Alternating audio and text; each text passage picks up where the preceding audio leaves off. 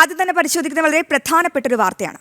രണ്ടാം ഘട്ട വോട്ടർ പട്ടിക തീവ്ര പരിഷ്കരണ ഷെഡ്യൂൾ തെരഞ്ഞെടുപ്പ് കമ്മീഷൻ പ്രഖ്യാപിച്ചു.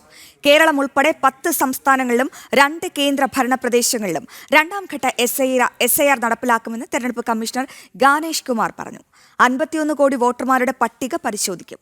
കരട് വോട്ടർ പട്ടിക ഡിസംബർ 9-നും അന്തിമ വോട്ടർ പട്ടിക 2026 ഫെബ്രുവരി 7-നും പ്രസിദ്ധീകരിക്കും.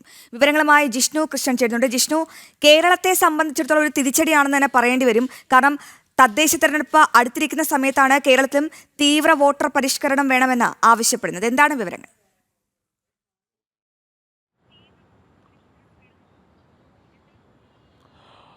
അശ്വതി, രാജ്യവ്യാപകമായി വോട്ടർ പട്ടികയിൽ തീവ്ര പരിഷ്കരണ നടപടികൾ പൂർത്തിയാക്കും എന്നുള്ളത് തെരഞ്ഞെടുപ്പ് കമ്മീഷന്റെ പ്രഖ്യാപനമായിരുന്നു. ആദ്യഘട്ടത്തിൽ ബീഹാറിൽ തെരഞ്ഞെടുപ്പ് നടപടികൾക്ക് മുൻപേ തന്നെ വോട്ടർ പട്ടികയിലെ തീവ്ര പരിഷ്കരണം പൂർത്തിയാക്കിയിരുന്നു. കേരളം ഉൾപ്പെടെയും 5 ഇടങ്ങളിലാണ് 2026 ആദ്യഘട്ടത്തിൽ തന്നെ നിയമസഭാ തെരഞ്ഞെടുപ്പ് നടക്കാനുള്ളത്. ഇവിടങ്ങളിൽ ഫെബ്രുവരി പകുതിക്കുള്ളിൽ തന്നെ വോട്ടർ പട്ടികയിലെ തീവ്ര പരിഷ്കരണ നടപടി പൂർത്തിയാക്കണം എന്നുള്ളതായിരുന്നു തെരഞ്ഞെടുപ്പ് കമ്മീഷൻ തീരുമാനിച്ചത്. അത് സംബന്ധിച്ച് കഴിഞ്ഞ ദിവസം പ്രത്യേക അവലോകന യോഗം ചേർന്നിരുന്നു. ഇന്ന് നടത്തിയിട്ടുള്ള വാർത്താ സമ്മേളനത്തിൽ മുഖ്യ തെരഞ്ഞെടുപ്പ് കമ്മീഷണർ ഗാനേഷ് കുമാർ ഈ സമയക്രമം പ്രഖ്യാപിച്ചപ്പോൾ കേരളം ഉൾപ്പെടെ 12 സംസ്ഥാനങ്ങളിലാണ്, അതായത് 10 സംസ്ഥാനങ്ങളിലും 2 കേന്ദ്രഭരണ പ്രദേശങ്ങളിലുമാണ് വോട്ടർ പട്ടികയിലെ തീവ്ര പരിഷ്കരണ നടപടിയുടെ രണ്ടാം ഘട്ടത്തിൽ ഉൾപ്പെടുത്തിയിട്ടുള്ളത്.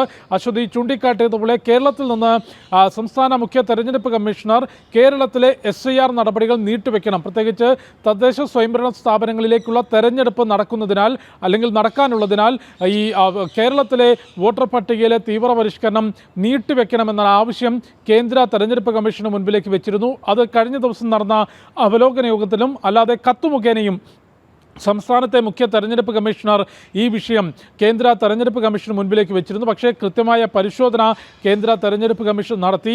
2026 ഏപ്രിൽ മെയ് മാസത്തിനുള്ളിൽ തന്നെ നിയമസഭാ തെരഞ്ഞെടുപ്പ് നടക്കാനുള്ളതിനാൽ ഈ രണ്ടാം ഘട്ട നടപടികൾക്കൊപ്പം തന്നെ കേരളത്തെയും ഉൾപ്പെടുത്തണം എന്നത് തെരഞ്ഞെടുപ്പ് കമ്മീഷൻ തീരുമാനിക്കുകയായിരുന്നു. അത്തരത്തിലാണ് കേരളം ഉൾപ്പെടെ 12 ഇടങ്ങളിൽ ഇപ്പോൾ രണ്ടാം ഘട്ട വോട്ടർ പട്ടികയിലെ തീവ്ര പരിഷ്കരണ നടപടി പ്രഖ്യാപിച്ചിട്ടുള്ളത്. അത് ആൻഡമാൻ നിക്കോബാർ, ഛത്തീസ്ഗഡ്, ഗോവ, ഗുജറാത്ത്, കേരള കൂടാതെ ലക്ഷദ്വീപ്, മധ്യപ്രദേശ്, പുതുച്ചേരി, രാജസ്ഥാൻ, തമിഴ്നാട്, ഉത്തർപ്രദേശ്, വെസ്റ്റ് ബംഗാൾ എന്നീ സംസ്ഥാനങ്ങളിലാണ് തീവ്ര പരിഷ്കരണ നടപടി ആരംഭിക്കുന്നത്. ഈ സംസ്ഥാനങ്ങളിലായി ആകെ 51 കോടി വോട്ടർമാരാണുള്ളത്. ഇവരുടെയെല്ലാം വിവരങ്ങൾ കൃത്യമായി പരിശോധിച്ച് വോട്ടർ പട്ടിക പരിശോധിച്ച് ആദ്യം കരട് വോട്ടർ പട്ടിക പുറത്തിറക്കും. പിന്നീട് ഫെബ്രുവരി 7-ന് 2026 ഫെബ്രുവരി 7-നായിരിക്കും അന്തിമ വോട്ടർ പട്ടിക പുറത്തിറക്കുക. ബീഹാറിൽ നടന്നതിന് സമാനമായി രാജ്യത്തെ എല്ലാ സംസ്ഥാനങ്ങളിലും വോട്ടർ പട്ടികയിലെ തീവ്ര പരിഷ്കരണ നടപടി പൂർത്തിയാക്കും.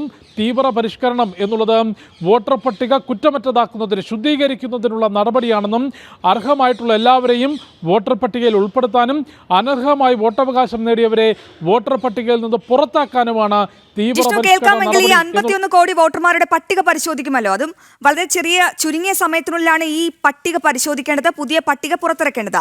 ആ സാഹചര്യത്തിൽ ഈ പ്രക്രിയ എങ്ങനെയാണ് നടപ്പിലാക്കുന്നത്?